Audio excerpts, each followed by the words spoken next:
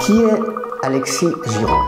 C'est quelqu'un que j'aurais aimé lire, découvrir un tout petit peu ce qu'il écrit, parce que c'est une manière d'écrire qu'il a, je le connais quand même un tout petit peu, qui est vraiment spéciale, c'est vrai, qui joue sur la double signification. On appelle ça la polysémie, donc double ou triple signification des mots.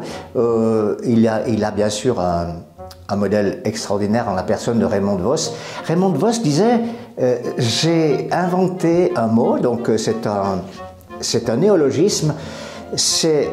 Prenez un adjectif qui a une signification double, voire triple, et il en a fait le néologisme trouble. Et c'est tellement ça part, ça se ramifie, ça va dans tous les sens que la signification en devient trouble. Alors je suis parfaitement conscient que parfois, dans des spectacles de cabaret, on se dit tiens, j'en ai loupé un, j'en ai loupé deux, j'ai loupé ici, j'ai loupé là. Et dans les spectacles de cabaret, ça va relativement vite. Donc on peut se dire finalement, je reviendrai voir demain ce que j'ai raté aujourd'hui. Par contre, dans un roman comme celui-là, on peut relire gentiment. Et si on ne veut pas avoir l'impression de relire 2 fois le même roman, moi ce que je vous propose au lecteur, c'est d'en acheter 2. Comment m'est venue la passion des mots? Alors ça remonte à... écoutez, j'ai 70 ballets, même plus. Ça remonte à passer 60 ans quand un jour, mon père qui avait un cheval, et avec lequel on était donc dans un, non pas un mayen, mais au Planard, donc en dessus de Martigny. On gardait les vaches là tous les étés. Et puis on allait le dimanche à la messe, un dimanche à Chemin Dessus, un dimanche au Levron, un dimanche à Vince. Et je me souviens très bien qu'en descendant sur Vince, dans un chemin caillouteux, le cheval s'arrête et moi je suis l'aîné de la famille. J'étais à ce qu'on appelait la mécanique, c'est-à-dire je devais serrer le frein à main. Il me dit serre le frein, mécanique, je ferai. On s'arrête, on descend et il prend la jambe antérieure du cheval, lève le pied, il avait perdu un fer. Et il me dit, le Loulou, c'était le nom du cheval, Loulou a perdu un fer. Peut-être en faisant un faux pas, mais faut pas s'en faire. Et moi, c'est resté là. Un tout petit peu plus court, avec le même cheval, mon papa amenait les morts au cimetière. Et alors, jusqu'au dernier contour avant le domicile mortuaire, on montait avec lui sur ce que Jacques Brel appelait l'impériale. Et puis, il avait le temps de nous dire « Loulou, il a le mort aux dents, nous on a le mort au cul. » Pardon. Donc ça vient de ton père? Oui. Effectivement, ça vient de papa, de Raffi, Giroud, et aussi d'une manière générale, la famille Giroud, la grande famille Giroud. Mon mot préféré, peut-être, comme ça, s'il fallait le dire spontanément, je dirais l'altruisme. C'est pas le plus beau, hein, à l'oreille, mais c'est un mot qui veut dire beaucoup de choses.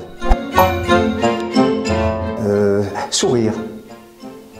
Je sais pas, je me vois pas dans la rue tous les jours, mais sourire, enfin c'est ce que j'aime, quoi, c'est ce que j'aime. Voir surtout, et puis essayer de montrer. Ah, il y a un mot savoureux en patois, il faudrait que ça me revienne. Ah oui, papa disait, on tire tes huîtres.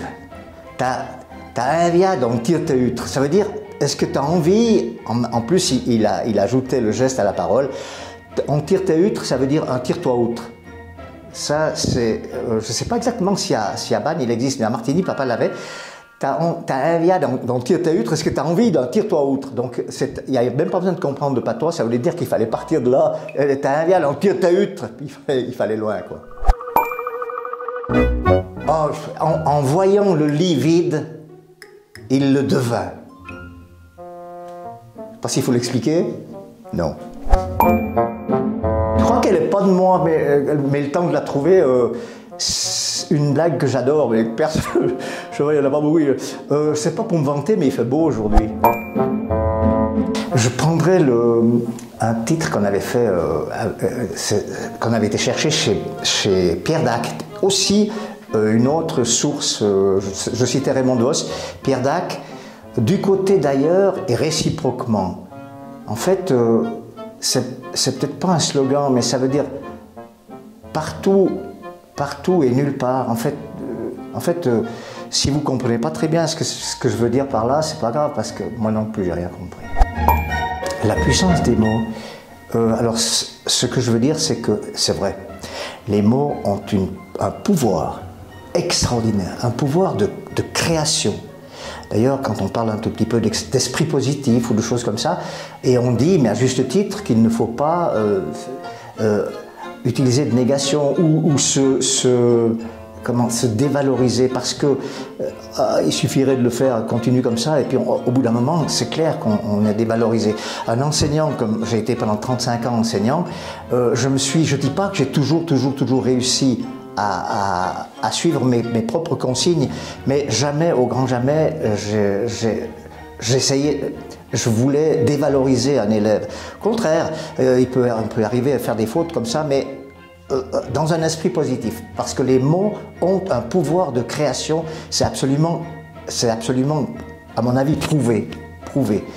À partir de là, il est vrai qu'il y a des situations, peut-être de grande tristesse, de grand désarroi, de grand malheur, où les mots, on a de la peine à les trouver d'abord. Existent-ils ensuite?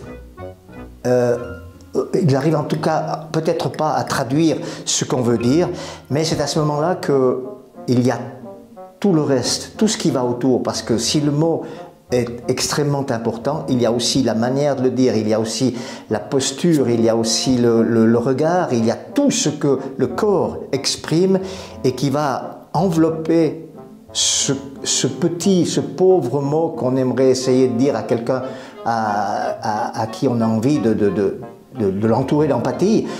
Voilà, il y a tout cet aspect qui vient donner un coup de main aux mots. C'est beau la vie. Sur scène, c'est encore plus beau. Surtout que c'est un grand théâtre. Mais encore faut-il être à la hauteur.